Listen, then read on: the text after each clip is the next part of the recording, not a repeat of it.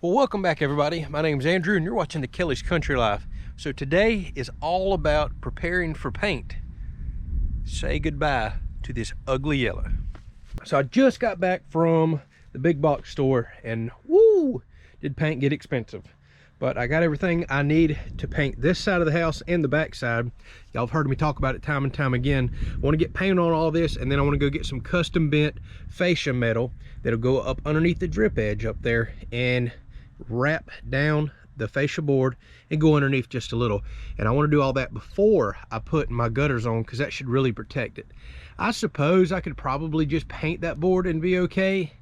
We'll price the metal out first, but I would much rather do the metal. I think it'll give me much longer lasting protection of that board than just say paint. But we've got to prepare this house and get it ready for paint, because we've got a few, well, issues. So y'all can see I've already been out here caulking some of the joints, and you've got areas like this to where there is just a little bit of flex in the board and some unevenness. I want to get that straightened up. See, like right there, tiny little bit of flex. I mean, you got to keep in mind, we're only nailing the top 1.25 inches of this stuff, so it pulls tight, but it doesn't pull perfectly tight. And you'll see near the coast where there's extremely high winds and hurricanes, they'll actually face nail a lot of these boards to take any of that slop and potential risk of wind going up underneath out of it. However, I have never experienced that inland here. But things like that right there. So since we're already preparing everything and prepping for paint, I'm going to use my brad nailer and actually face nail these ends. This will keep my caulk joint from busting, and I'm going to go ahead and caulk the joints. Technically, I do not have to do that because I put a metal flashing card behind there. So if you get driving rain into this crack, it hits the metal card, comes right back down and out, never even makes it to the vapor barrier back there. Plus, you still have the vapor barrier, but you want to use that as a last resort. So I think caulk joints look better. It gives you a nice smooth look once you put paint over it. So it's worth the couple of hours of time that I'll spend out here today to make sure the joint doesn't crack and then fill it. So let's do that. Then there's a couple other little minor things I have to do. So we use my old trusty Bostitch brad nailer here. My pass load's done already bit the dust on me, so I got to do a 2-gun pass load rebuild for my framing nailer and brad nail. And then we're going to use this little tank that I built with the regulator on it to really adjust right where those nails sit, because I want to try to get them as flush as can be, not have to sit there and caulk every single nail hole. So we'll play around with that.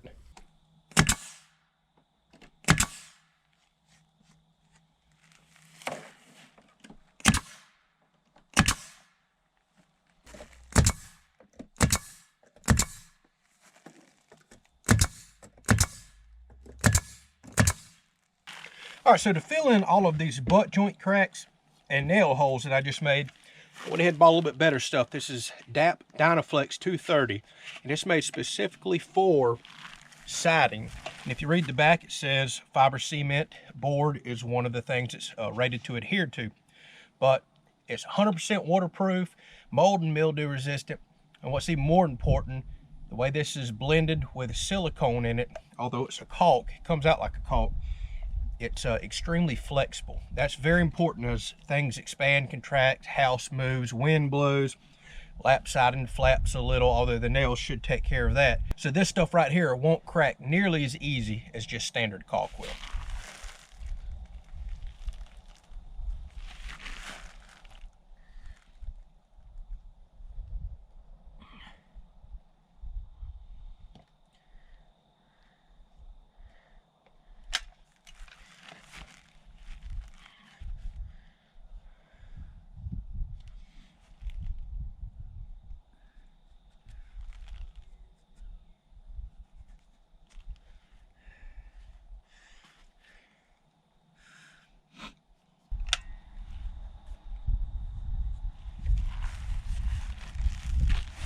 And as is usually the case with painting, prep work is key. That's everything. Prep work takes 3 times as long as the actual painting does, but it makes your paint job look good.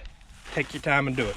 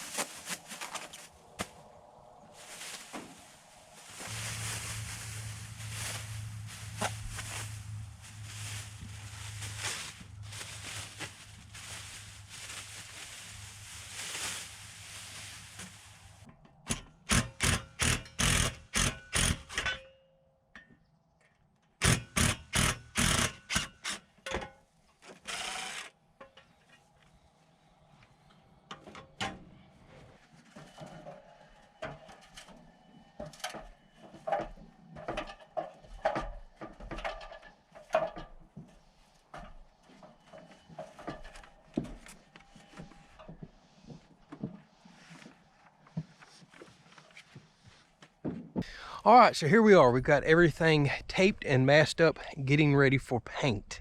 And man, that was a lot of work. It's only half the house too.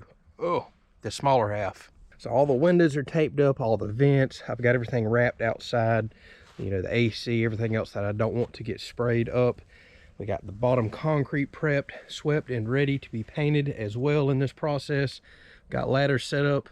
The only issue that we have going on now is a tremendous amount of fog this morning and relatively cold. This side of the house is still damp. This side's drying off quickly. So I've got to wait a few hours for the sun to get on around, get everything nice and dry before I start painting.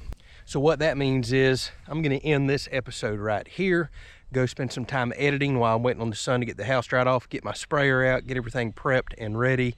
And we'll have a painting episode coming up here before long. So this should be the last time that you see a very yellow house right here, and you'll get your first look at what the house is going to look like painted. If it dries quick enough today, I'm going to try to go ahead and hit the trim too around all the windows and corners so we can see what half the house looks like. Well, I keep saying half. Don't forget, potentially I have to paint the entire underside of the roof too, depending on what I deck that with. So I may have a tremendous amount more painting to go. Thank y'all so much for watching. Hopefully you enjoyed it.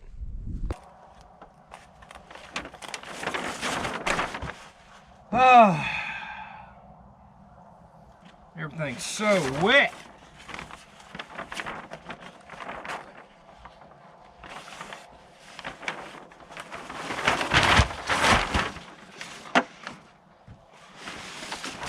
Boy, that worked out beautiful. How the heck did a roll knock me off the ladder? Lap siding flaps a little, although the nails should take care of that. This stuff right here won't quack. Quack.